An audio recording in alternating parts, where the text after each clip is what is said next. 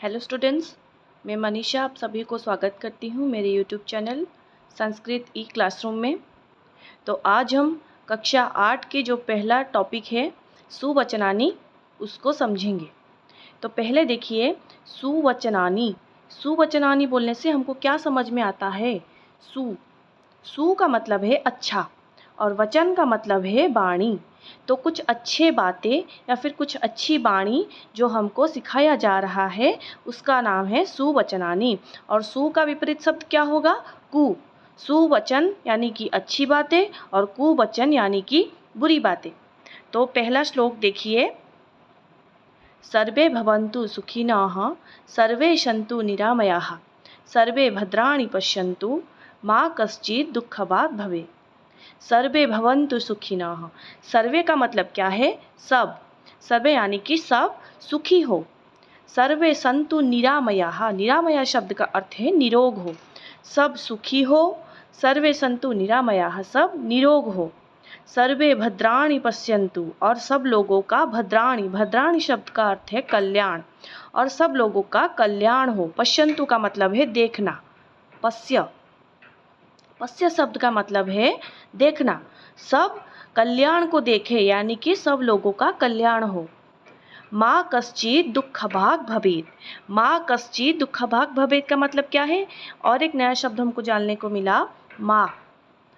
माँ शब्द का अर्थ क्या है? संस्कृत में माँ शब्द का अर्थ होता है न, यानी कि हम इंग्लिश में उसको नो बोलते हैं। यानी कि कोई नेगेटिव मीनिंग में अगर वो बात हमको बोलनी हो, यानी कि माँ कश्चित् दुःखभाग् भवेत्, किसी को कभी भी दुख ना हो।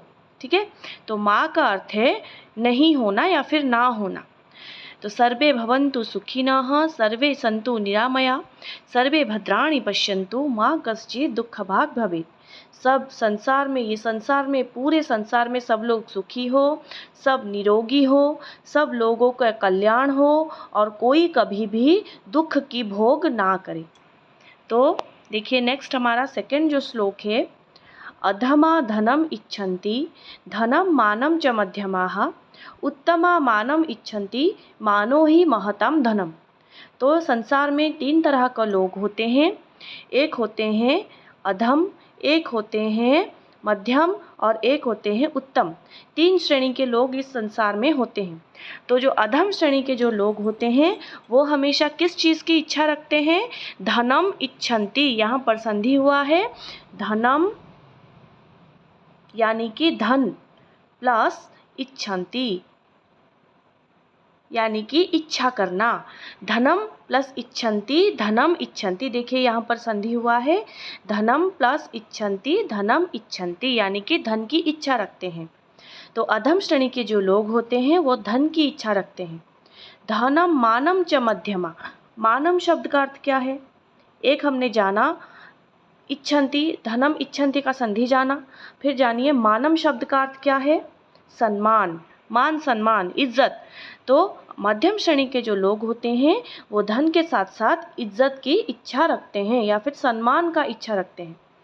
नेक्स्ट क्या आते हैं? उत्तम श्रेणी के जो लोग होते हैं, उत्तमा मानम इच्छन्ति। उत्तम श्रेणी के जो लोग होते हैं उनको धन नहीं चाहिए। उनको क्या चाहिए? उनको अपनी ज़िंदगी में सिर्फ और सिर्फ सम्मान चाहिए, इज्जत चाहिए होता है।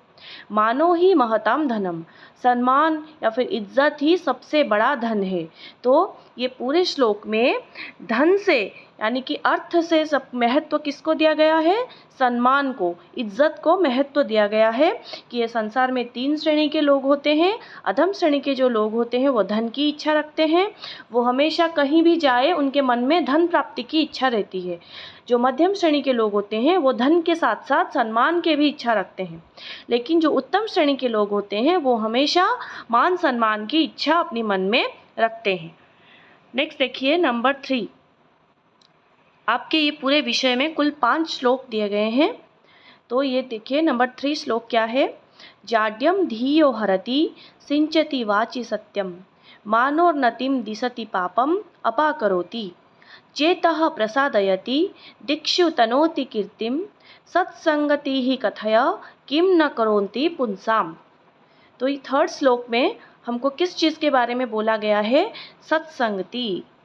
सत्संगति, इसका भी संधि हुआ है सत प्लस संगति। देखिए, सत सत यानी कि अच्छा और संगति यानी कि मित्रता। तो सत्संगति, तो इस श्लोक में हमको सत्संगति की क्या क्या अच्छे गुण हैं उसके बारे में बोला गया है। सत्संगति मतलब अच्छे लोगों के साथ मित्रता, अच्छे लोगों के साथ अपना अपना संपर्क बनाए रखना। जाड्यम धियो हरति, जाड्यम शब्द का अर्थ क्या है?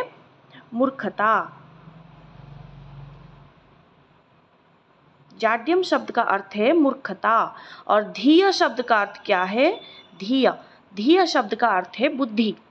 तो जाड्यम धियो हरति, बुद्धि क्या कर लेती है? मूर्खता हर लेती है। यानी कि आपके अंदर जो बुद्धि आएगी वो आपको क्या आपसे क्या हर लेगी? आपसे आपकी मूर्खता हर लेगी, निर्बोधता हर लेगी, निर्बोधता को दूर करेगी। सिंचति वाची सत्यम, और हमारी वाणी में वो हमेशा सत्य का सिंचन करती है, यानी कि हम लोग हमेशा सत्य वचन बोलते हैं। सिंचन, सिंचन मतलब जैसे पौधों के ऊपर हम लोग पानी की सिंचन करते हैं, उसी तरह से हमारे वचन में वो क्या सत्यता का सिंचन करेंगे। कौन सिंचन करेंगे? सत्संगति यानी कि अच्छे लोगों के साथ मित्रता। मानोन्नतिम दिशति पापम अपाकरोति, और हमारा क्या होगा? मान उन्नति दिशति, हमारा सम्मान का उन्नति होगा। पापम अपाकरोति, अपाकरोति शब्द का अर्थ क्या है? दूर करना। हमारा जो सम्मान है उसका उन्नति होगा और हमारे अंदर जो पाप है उसको वो दूर हो जाएगा हमसे। चेतः प्रसादयति दिक्षु तनोति कीर्तिम, फिर उसके बाद क्या होगा? चेतः, चेतः शब्द का अर्थ क्या है? चेतः, चेत शब्द का अर्थ क्या है? हमारा मन, हमारा मन हमेशा प्रसन्न रहेगा। फिर दिक्षु तनोति कीर्तिम, हमारा कीर्ति क्या होगा? दिक्षु तनोति कीर्तिम, हमारा कीर्ति, हमारा यशगान, हमारा गुणगान पूरी दिशा में फैल जाएगा। दिक्षु, दिक्षु, दिक, इसका मूल शब्द है दिक।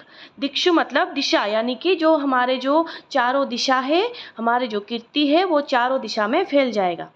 सत्संगति ही कथय किम न करोति पुंसान, ये जो सत्संगति है ये पुरुष के लिए बहुत अच्छा माना जाता है, यानी कि अच्छे लोगों के साथ मित्रता वो पुरुष के लिए क्या होता है? महत्वपूर्ण माना जाता है।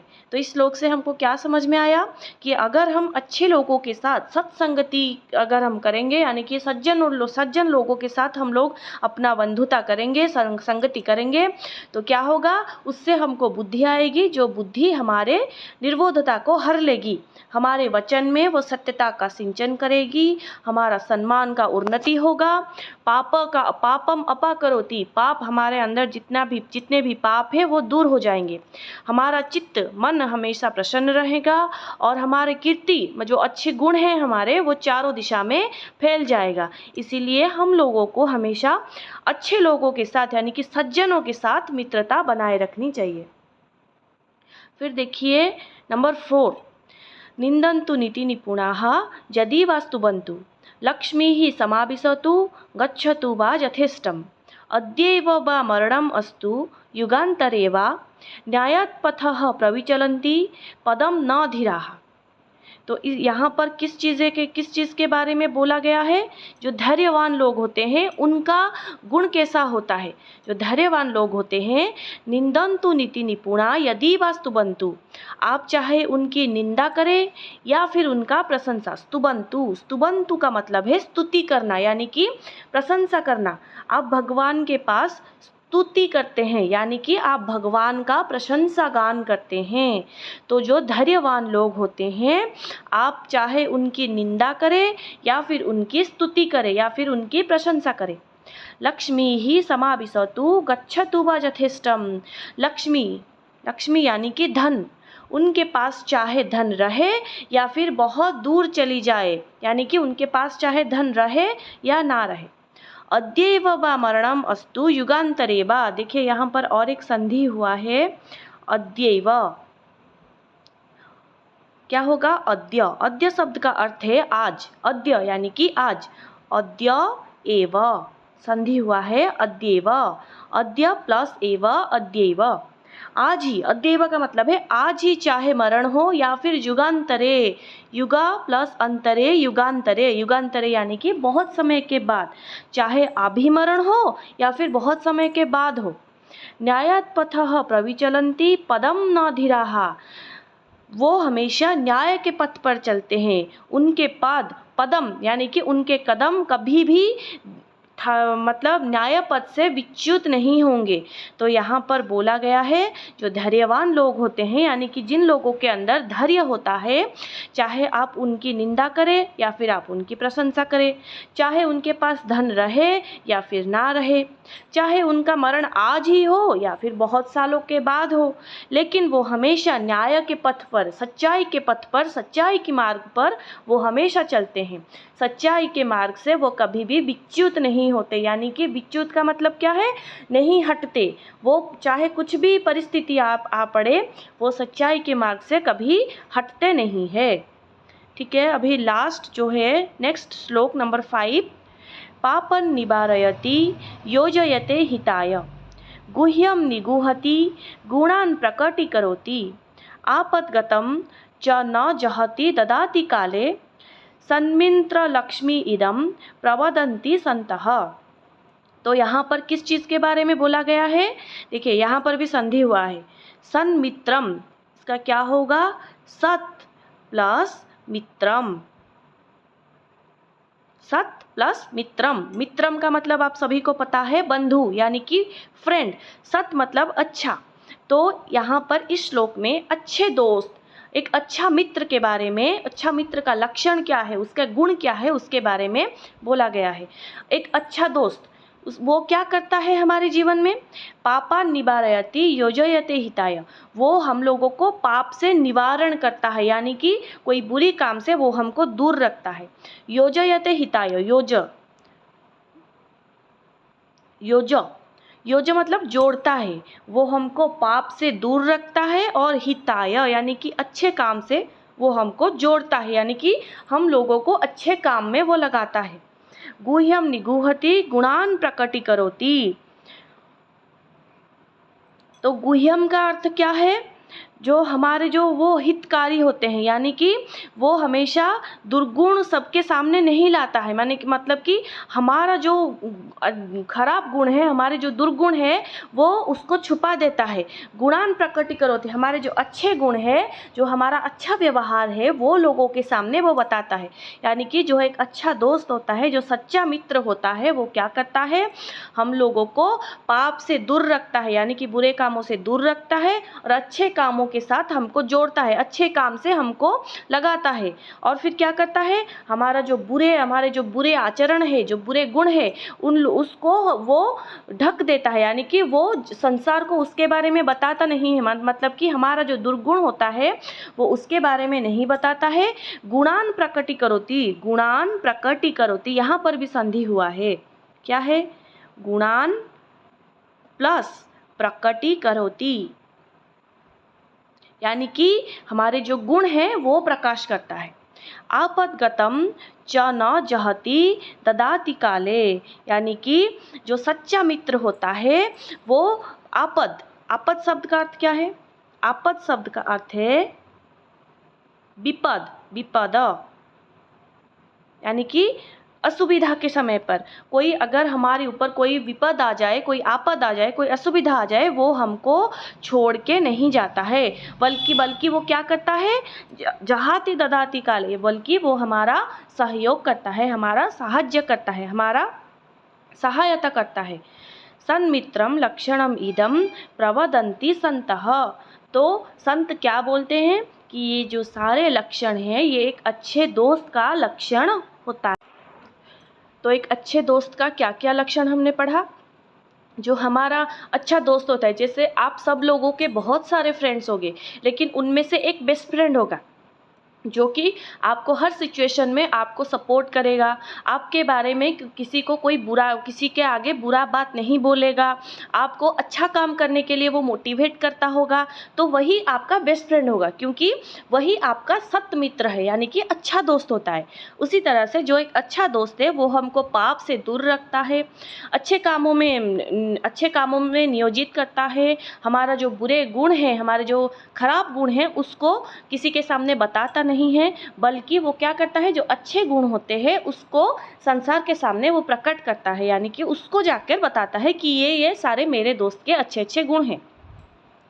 आपद के समय, मतलब कोई अगर विपत्ति के समय आए तो वो हमको छोड़ के नहीं जाता, बल्कि वो क्या करता है, बल्कि जब बुरी वक्त आता है तो वो हमारा सहयोग करता है।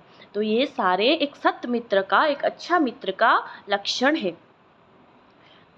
स्टूडेंट्स, हमने 5 श्लोक खत्म कर लिए, पढ़ लिए, समझ लिए। अगर आप लोगों को श्लोक समझ में आया तो कमेंट करके ज़रूर बताइए, और मेरे चैनल को लाइक, शेयर और सब्सक्राइब ज़रूर कीजिए। धन्यवाद।